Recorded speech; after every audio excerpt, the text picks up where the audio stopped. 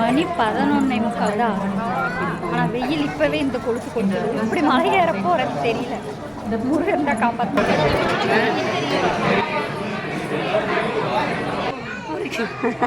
முருகன் நேரில் வந்து ஒரு கேள்வி கேட்கும்.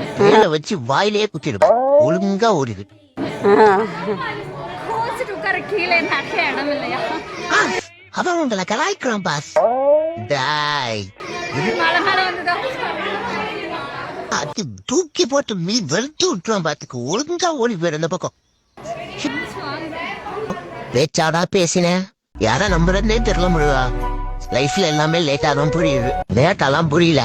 நீ அவ்வளவு தத்தி முன்னமா இருந்துருக்குற. இனிமேலாச்சு உருப்புற வழியே பாரு. இன்னும் ஒரே ஒரு சுத்து தான் இருக்கு.